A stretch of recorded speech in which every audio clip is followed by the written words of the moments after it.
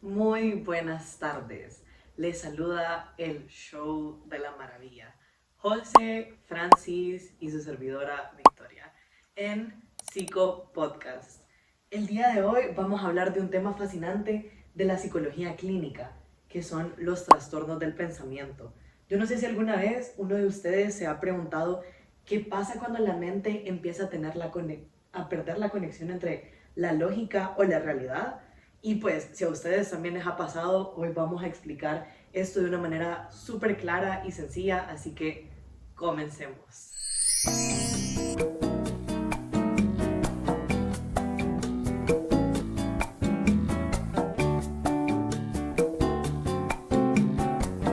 Nicole, ¿pues sabes qué son los trastornos del pensamiento? La verdad que no tengo ni idea, que supongo que sabes. De hecho, los trastornos del pensamiento son alteraciones patológicas que afectan la forma, el curso, la estructura, la coherencia o el contenido de los procesos mentales encargados de la elaboración, asociación y expresión de las ideas. Estas perturbaciones implican una disfunción en el modo en que la persona organiza, conecta y transmite sus pensamientos, lo que se refleja de una manera directa en su lenguaje, su comportamiento y su relación con la realidad. En condiciones normales, el pensamiento humano se caracteriza por ser lógico, coherente, dirigido a un fin y adaptable a las circunstancias. Sin embargo, cuando existen trastornos del pensamiento, estas cualidades se ven distorsionadas, generando pensamientos acelerados, lentificados, desorganizados o impregnados de ideas irreales y rígidas. Desde un punto de vista psicopatológico, los trastornos del pensamiento se dividen en dos grandes categorías. Los trastornos del curso o forma del pensamiento, en los cuales se altera el modo en que las ideas se suceden y se enlazan unas con otras, es decir, cómo se piensa. Y los trastornos del contenido del pensamiento, donde se modifica el contenido o el significado de las ideas, que es qué se piensa. Bueno, ahorita que mencionabas, eso me llamó bastante la atención de que existen como varios trastornos. Entonces, mientras estaba explicando, me puse a buscar y esto se divide en varios subtipos. Y uno de ellos, que son los trastornos del curso en forma de pensamiento, aquí se encontró de que está la taquisiquia, que es cuando la mente va a 1000 por hora. Y aquí es donde las ideas aparecen tan rápido que el discurso se vuelve difícil de seguir. También sale lo que es la bradisiquia, que ya es todo lo contrario, que es cuando el pensamiento va lento y este cuesta como procesar, le cuesta procesar la información. Luego está la fuga de ideas, que esta ya es la típica de los estados maniáticos, que aquí es cuando las ideas saltan de un tema a otro sin ninguna coherencia. Tenemos lo que es también lo que son los bloqueos del pensamiento, que es cuando de repente tu mente viene y dice ¡pam! O sea, queda en blanco por completo. También está lo que es la disgregación e incoherencia, que es cuando las ideas pierden todo tipo de conexión lógica y el discurso se vuelve confuso y ya es algo que no vas a entender de la persona que tienes. Bueno, y de ahí mencionabas el otro tipo, ¿no? De que son los trastornos de contenido del pensamiento, que aquí ya es donde el problema está en lo que la persona piensa o esta misma cree. Y como todo, como les había mencionado, también se divide en subtipos. Y los más conocidos son lo que es las ideas delirantes, que son las creencias falsas que las personas no tienen total convicción, o sea, que a nadie lo saca de eso. Luego están las que pueden ser de persecución, como que ustedes ven ahí y digan, ay sí, me están persiguiendo, cuando no hay nadie detrás de ustedes. Están lo que son las ideas sobrevaloradas, que estas son esas creencias intensas, pero no del todo irracionales, como el fanatismo o el perfeccionismo, pero que estas personas ya lo llevan a un nivel extremo. Y están las ideas obsesivas, pensamientos, estos son pensamientos repetitivos e intrusivos que estas generan un tipo de ansiedad. Ah, como el TOC. Exacto. También están los que son las ideas fóbicas, que estos son los miedos irracionales a objetos o situaciones específicas que se están viviendo en ese momento, cómo la de volar o de estar en lugares encerrados, que eso siempre se viene haciendo o se va generando como alguna fobia. Luego están lo que son las ideas hipocondríacas, que es la creencia de tener alguna enfermedad. Y cuando vas al doctor y no es nada lo que tenés. Y por último están lo que son las ideas de referencia, que son cuando las personas creen que todo lo que ocurre a su alrededor, con todo lo que pasa en la TV, piensa esa persona que le va a pasar también, cuando nada. Ah, sí, es que yo les estaba preguntando eso porque hace poco me salió que cuáles eran como las causas de esos trastornos del pensamiento, pero no sabíamos de qué era. Y yo estaba viendo que, bueno, para empezar, es como un origen como multifactorial. Y eso significa que no solo viene de una sola fuente, y que hay distintas causas que pueden causar esos trastornos, ¿verdad? Estaba viendo, el primero que estaba viendo es el de factores biológicos, que se decía, mencionaba más que todo como alteraciones en neurotransmisores como era dopamina o serotonina, y que estos podían llegar a afectar la forma en que nosotros procesamos la información. También estaba viendo que se han encontrado diferencias en áreas cerebrales, como es el lóbulo frontal y el sistema límbico, que son los encargados del razonamiento y la percepción. También estaba viendo que la genética es como súper importante en esto, porque si una persona tiene antecedentes familiares de alguna clase de trastorno de este tipo, la persona va a tener cierta predisposición a, o sea que el riesgo aumenta en caso de tener como una historial, ¿verdad? Y también está viendo que algunas enfermedades neurológicas o el consumo de ciertas sustancias también pueden alterar el pensamiento lógico y coherente.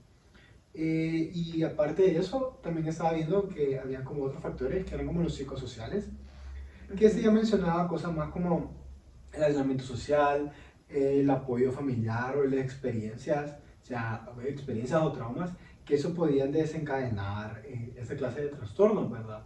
Como las fobias que estaba mencionando Nicole, que pueden ser a raíz de cierta experiencia que vive la persona. Entonces, eso es lo que estaba viendo. Y también, bueno, como dije anteriormente, que estaban diciendo que el consumo de alcohol y drogas puede llegar a alterar el pensamiento lógico de las personas y puede provocar síntomas psicóticos temporales. También, bueno, y eso sin mencionar casos bastante obvios que son como los ambientes violentos, agresivos, inseguros, que estos, o con poco acceso a la atención psicológica, que eso definitivamente pueden causar uno de esos trastornos en las personas. Y bueno, nosotros hemos terminado con esta parte y ahora va a continuar nuestra compañera Fresia, que se encuentra en el Corporativo A, donde nos va a brindar una descripción de un caso sobre una persona que tiene este trastorno, y luego de esto nos va a presentar una entrevista con un experto en el tema.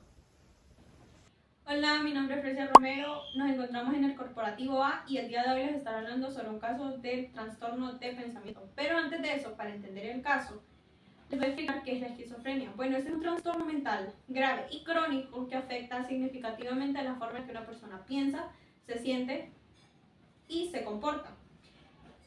Este se caracteriza por su distorsión de la realidad y se manifiesta a través de síntomas clasificados como positivos, que pueden ser las alucinaciones o delirios; negativos, que son la ausencia o disminución de funciones normales como la falta de expresión emocional; y los de desorganización, que estos afectan directamente al pensamiento y al lenguaje. Los síntomas que más afectan al pensamiento son los de trastornos formales del pensamiento, que estos incluyen la pérdida de asociación o descarrilamiento, que estos son constantes de ideas que no tienen conexión alguna, y la incoherencia o la ensalada de palabras.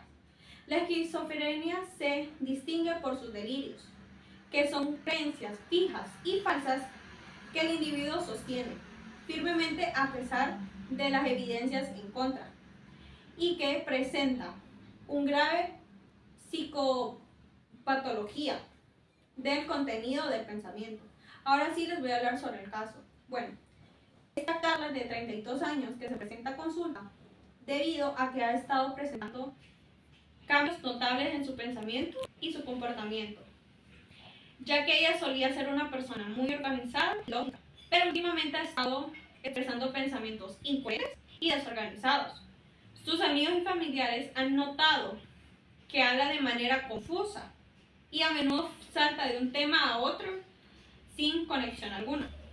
También se ha vuelto una persona paranoica, ya que cree que está siendo perseguida por una organización secreta y que han implementado un dispositivo de seguimiento en su cuerpo. También ha estado perdiendo peso debido a su creencia de que la comida ha sido envenenada. A ella se le realizó una evaluación inicial donde mostró de desorganización del pensamiento, habla en un lenguaje incoherente y presenta ideas delirantes de perseguimiento. Su contacto visual es escaso y a menudo parece distraída y ansiosa. No puede mantener una conversación coherente y parece estar desconectada de la realidad. Por eso fue importante que les hablara sobre qué es la esquizofrenia, porque como podemos ver, el trastorno de pensamiento y la esquizofrenia están altamente ligadas, ya que tienen varios síntomas relacionados como la incoherencia, las alucinaciones, los pensamientos delirantes.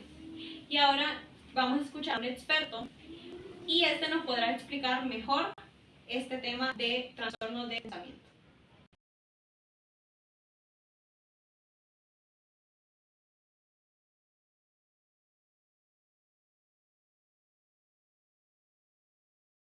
En esta ocasión queremos aprovechar para dialogar sobre una de las aristas que vamos a ver en la semiología del pensamiento, que sabemos que es la pieza clave del examen mental. Una de las aristas es una alteración en el contenido del pensamiento, que son los delirios, ¿verdad? Es uno de tantos temas que vamos a abordar en el seminario, sin duda nos va a faltar tiempo. Pero la idea es sí pasar por las principales características de las alteraciones del pensamiento, las más importantes. Los delirios sin duda son exclusivos prácticamente de la psicosis y quizá muchos de los compañeros psicólogos o inclusive psiquiatras no vean frecuentemente pacientes psicóticos. Tú en particular, como director del Hospital Psiquiátrico San Ignacio, ves más psicóticos que yo, escuchas más delirantes que yo. Yo quizá tengo la posibilidad de escucharlos en el consultorio, que es una escucha distinta. Quizá mi formación psicoanalítica, en fin, puede ser una escucha distinta, pero la semiología es la semiología, ¿verdad? Te invitaría, Manuel, a que abrieras comentando un poquito por qué delirios y qué es eso. Bueno, hablamos de delirios, yo prefiero quizá el término de idea delirante, porque a veces se confunde, y lo platicamos en el preámbulo, con lo que es el delirium. Es una idea delirante como un trastorno del pensamiento, en donde el paciente tiene una convicción muy firme de que lo que él cree que está sucediendo, cuando hay una evidente incongruencia más que nada, perdón, en los argumentos que no son lógicos del todo, en donde lo que está pasando, o sea, lo que cree que está pasando no está sucediendo. Que puede ser desde algo muy sencillo, como simplemente el creer que alguien lo está observando, hasta una idea muy elaborada, en donde cree que, no sé, fue creador el paciente de una maquinaria, una máquina, un aparato, un instrumento, que ya es conocido por todos, no sé qué les gusta, un videoproyector, por ejemplo, ¿no? De que él fue el que creó ese aparato y que le quitaron la patente y de ahí en adelante una serie de conductas inapropiadas que hacen que el paciente llegue ya a las manos del psiquiatra, ¿verdad? Ante el consultorio del psiquiatra. O sobre algo inexistente, ¿verdad? Como la salvación del mundo u otra cosa. Efectivamente, ¿verdad? Delirar proviene de esa raíz etimológica. Delirar es salirse de cursos, salirse fuera de la norma social, ¿verdad? Finalmente, ¿quién dice qué es un delirio y qué no? Bueno, en principio yo diría la clínica, ¿verdad? La clínica tiene que definir cuándo se trata de un delirio y cuándo se trata de, por ejemplo, una creencia. algo que el grupo social acepta. Entonces, el delirio, un clínico, francamente, claramente lo distingue de las creencias. Para empezar, porque conoce las creencias. Si viene un paciente del Senegal o qué sé yo, probablemente nos preguntemos si es una creencia o si es un delirio. Y a pesar de eso, escucharíamos que es de lo que vamos a hablar, de las características esenciales de un delirio. Alguien que tiene un delirio de celos va a ser muy parecido al de África, el de Asia y el de América, ¿verdad? Entonces, un clínico, aunque esté ante un reto transcultural, va a escuchar esta estructura de la que va a tratar el seminario. Sí, a final de cuentas hay una psiquiatría transcultural que nos permite en su momento también tomar en cuenta el tipo de paciente que tenemos frente a nosotros, porque pues, en México mismo tenemos una serie de poblaciones, de personas con culturas muy diferentes, en donde por allá por Veracruz, por ejemplo, pueden creer, no sé, en el mal de ojo, pueden creer en cuestiones muy santeras, por ejemplo. Entonces, cuando alguien cree en algo de eso y cuando es compartido por una población completa, pues definitivamente que no es un delirio. Lo que sí es muy interesante, hablando de la psiquiatría transcultural, es que, pues, de acuerdo al tipo de información con la que cuentan los pacientes, es el tipo de delirio que van a desarrollar. No sé, los norteamericanos, por ejemplo, pueden tender a crear ideas delirantes relacionadas con la televisión, porque ellos viven muchas horas frente al televisor. O los ovnis. O los ovnis, los noticieros, o sea, en el noticiero están hablando de mí. Los rusos pueden estar generando ideas delirantes muy relacionadas con el cosmos. Ellos tuvieron en su momento un apogeo muy grande que tenía que ver con el cosmos, no se diga ya con la KGB, con ese tipo de cosas, ¿no? Los mexicanos, pues desgraciadamente, también por el nivel cultural, pues van a estar desarrollando ideas delirantes relacionadas con brujería, con cuestiones religiosas, con cuestiones del diablo, y eso se nota. Claro, te llega un ingeniero y te genera una idea delirante, pues no se puede decir menos que Florida. Sí, y eso es fundamental, ¿verdad? Dime con qué elementos culturales cuentas y te diré qué tan sofisticada va a ser tu delirio. No hablo de cultura en el sentido intelectual, sino, por ejemplo, alguien que tenga una fuerte cultura indígena, puede ser que construya tu unidad delirante que esté basada en sus leyendas y creencias, ¿verdad? Experiencias. Tú decías hace rato, distinguías la incongruencia y la incoherencia. El delirio es coherente, es realmente una invención de un individuo que está convencido de que así es, ¿verdad? Y nadie más la comparte. Puede ser que algún ser querido, o en casos raros, como vamos a hablar de la folia D, puede ser compartido, pero usualmente es una idea individual, ¿verdad? Resistente, impermeable a toda crítica racional. Es un paciente al que no hay que confrontar, ¿verdad? No se trata de decirle, mire, es un disparate lo que usted está diciendo, todo lo contrario. Hay que escucharlo con mucha atención, obviamente entendiendo que se trata de un delirio, no confundiéndose con el delirio, pero sí sabiendo escuchar que es alguien a quien tiene una falla lógica, ¿verdad? Y le fallan las estructuras cerebrales encargadas de procesar eso.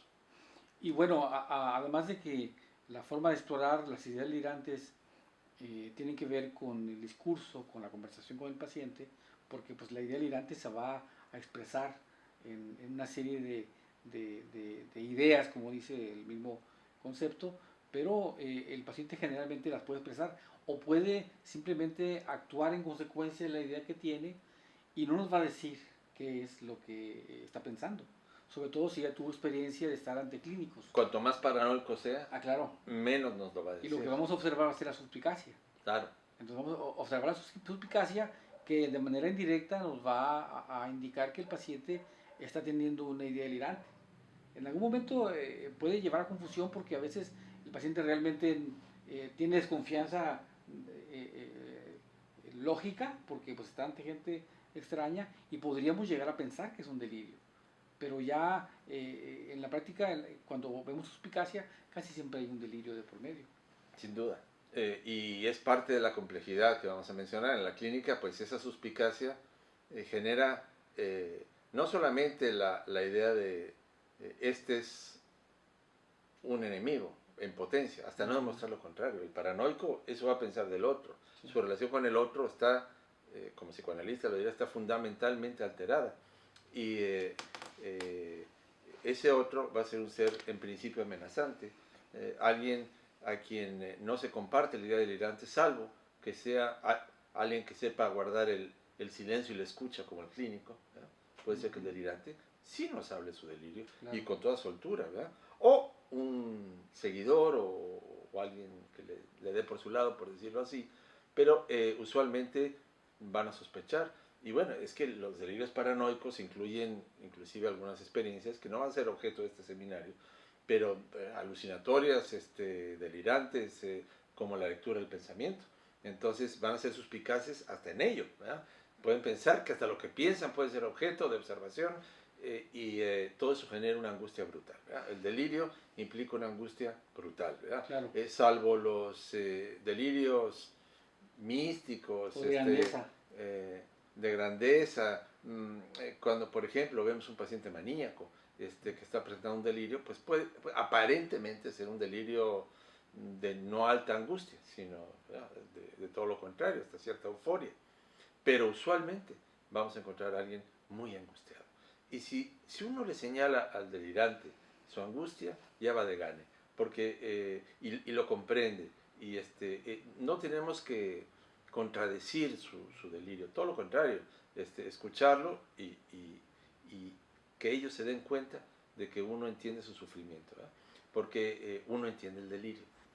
Bueno, o sea, yo creo que para ir cerrando podemos llegar ya a la conclusión de que los trastornos del curso o forma del pensamiento nos muestran cómo la mente puede mantener su capacidad de pensar, pero esta puede claramente perder el ritmo y la estructura o la coherencia necesaria para hacerlo de una manera funcional. Sí, pudimos ver que los trastornos del pensamiento surgen de la interacción entre lo biológico, lo psicológico y lo social. Y comprender estas causas permite abordar el tratamiento de forma integral y más humana, y ayudando al paciente no solo desde el lado de los medicamentos, sino también con un apoyo emocional y social. Y bueno, para concluir con lo que mis dos compañeros estaban diciendo, pues su estudio no solo contribuye al diagnóstico clínico, sino que también al desarrollo de estrategias terapéuticas que favorezcan la reorganización del pensamiento y la recuperación de la funcionalidad mental. Y pues esto ha sido todo por el episodio de hoy y esperamos hayan disfrutado tanto el tema como a nosotros. Bye.